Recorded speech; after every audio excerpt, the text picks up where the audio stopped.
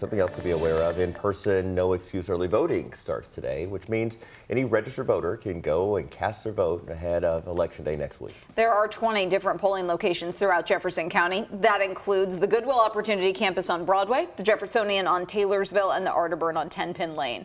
Polling locations are open from 8 to 5 today, tomorrow, and Saturday. We'll also mention the downtown DMV will be closed today because of early voting.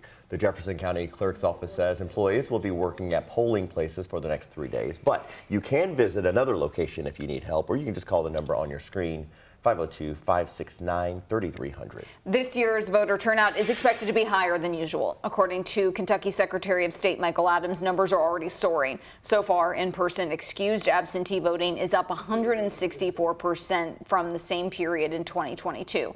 Adams says if possible, get out and vote early. If you wait until Election Day, there could be longer than normal waits at the polls.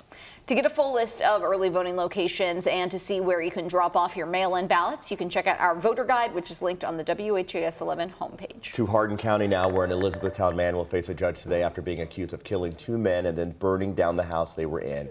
Police in E-Town arrested 45-year-old Dustin Caudill.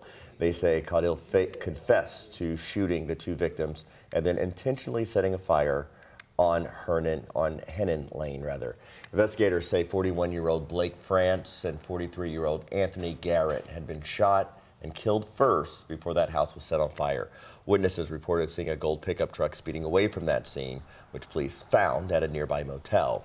Surveillance video showed Caudill leaving the truck and throwing away the handgun, according to police. Personal belongings of the victims were also recovered from Caudill's motel room. He's facing several charges, including arson, murder, and robbery. Former Metro Police Detective Brett Hankison is waiting for a jury to return a verdict in his federal retrial. The jury will continue deliberating this morning after going home last night. A life sentence is on the line in this civil rights case. During closing arguments, defense attorneys suggested Breonna Taylor had been killed before Hankison opened fire into the apartment and that therefore her civil rights did not apply.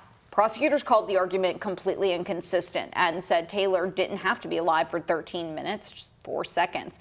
Lenita Baker, longtime attorney for Taylor's mother, said the defense's argument is nothing more than a distraction. It's a ploy. It's a way it's another distraction that we feel like the defense tried to bring in. So that's nothing more than a distraction. When Brett Hankison fired in to that home, Breonna was alive. So that it's a distraction. In closing arguments, defense attorneys also placed blame on Kenneth Walker, Taylor's boyfriend at the time. Walker fired the first shot at officers, saying he thought they were intruders. Defense attorneys told the jury his shot, quote, started all of this and led to Taylor's death. Could be an interesting Halloween at a bar on Baxter Avenue, because after today, the nightclub that's been the focus of trouble for police and neighbors will no longer be able to sell alcohol. Louisville's Alcoholic Beverage Control is not renewing the liquor license for Baxter's 942 in the Highlands. WHAS11's Alexandra Goldberg and photojournalist Elijah McKenzie explain why. Refused and denied. The popular Highland nightclub Baxter's 942 Bar and Grill was denied their liquor license renewal. If you read what ABC put out, is they don't feel like Baxter's was being good neighbors. Louisville's Alcoholic Beverage Control denied the license on Tuesday, citing repeated acts of violence and complaints from residents. The Highlands Metro Council member Ben Reno Weber says these instances don't happen all the time, only when a problem boils over. Having a liquor license in our city, particularly after midnight, is a privilege, not a right. The denial letter cites 4 total violent incidents, including shootings outside and nearby Baxter's, and specifically calls out a specific DJ for being involved in all of them. It's a very popular place. Everybody gets along. John O'Dwyer puts together the annual St. Patrick's Day Parade in the Highlands. And there's never really any real problems when we're down here. That doesn't say it doesn't happen, but I know all these businesses take it serious and they want people to have good, clean, safe fun and be able to go home. Felicia Stone lives in Bardstown, and she says she's partied at Baxter's over 10 times. You can't put blame on Baxter's. You got to put blame on the people, not Baxter's. Baxter's 942 did not respond to a request for comment. The license expires on Thursday, which means after Halloween, they'll have to stop pouring drinks. In Louisville, Alexandra Goldberg, WHAS 11, on your side. Baxter's 942 is just the latest bar in the Highlands from which ABC has revoked a liquor license. Cafe 360 shuttered its doors after its license was suspended. And yesterday at the Highland Commerce Guild, ABC Director Brad Silveria did not mince words when it comes to what he calls problem bars. We're taking some extraordinary measures.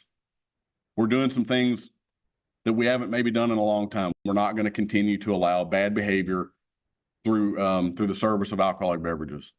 And that will have a resonating effect, if you ask me, because it is a privilege to sell alcohol in this community, and we want it to be a harmonious relationship. Silveria went on to say he doesn't want to put anybody out of business, but he said he's gotten positive feedback from people in the area about the actions the department has taken. It's approaching 10 after the hour, and this is Judgment Day. Will you be the house known for giving out great candy or the cheap stuff? Get ready. Those trick-or-treaters are coming and they're paying attention. We'll tell you some communities kicked off trick-or-treating last night just because of the anticipated weather, but Louisville, New Albany, E-Town, and Oldham County are sticking with tonight, rain or shine. If you'd like to see the full list of trick-or-treat times for cities and counties across Kentuckiana, just head to our website, WHAS11.com.